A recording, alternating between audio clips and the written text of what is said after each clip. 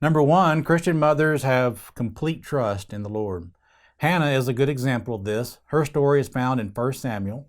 We learn from 1 Samuel 1, verses 1 through 7, that a man by the name of Elkanah had two wives named Peninnah and Hannah. Peninnah was able to have children, but Hannah could not.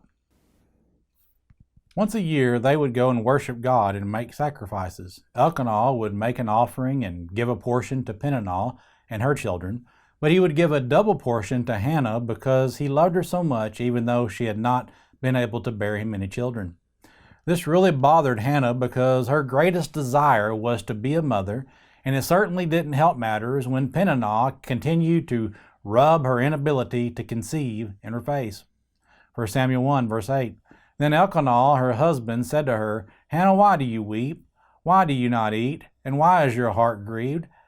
Am I not better to you than 10 sons?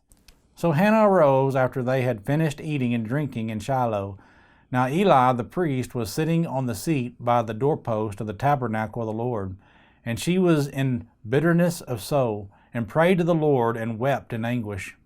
Then she made a vow and said, O Lord of hosts, if you will indeed look on the affliction of your maidservant, and remember me, and not forget your maidservant, but will give your maidservant a male child, then I will give him to the Lord all the days of his life, and no razor shall come upon his head.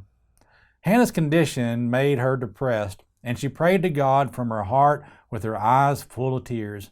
She poured her soul out to the Lord and asked him to allow her to conceive a son.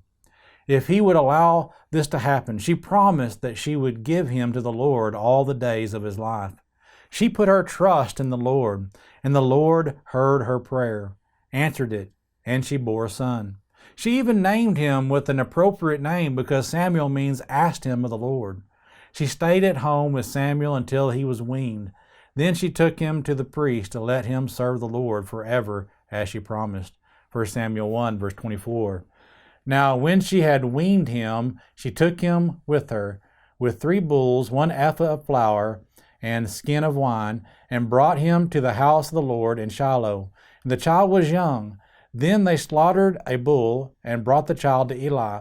And she said, O my Lord, as your soul lives, my Lord, I am the woman who stood before you here, praying to the Lord. For this child I prayed, and the Lord has granted me my petition, which I asked of him. Therefore I also have lent him to the Lord. As long as he lives, he shall be lent to the Lord. So they worshipped the Lord there. Not only did Hannah do the right thing by trusting in God and his timing, she also kept her promise she made to the Lord. Since Hannah trusted in the Lord and was faithful, God blessed her with more children. 1 Samuel 2, verse 20. And Eli would bless Elkanah and his wife and say, The Lord give you descendants from this woman for the loan that was given to the Lord. Then they would go to their own home, and the Lord visited Hannah so that she conceived and bore 3 sons and 2 daughters. Meanwhile, the child Samuel grew before the Lord. Mothers can learn from Hannah's example to trust in the Lord completely and to believe in the power of prayer.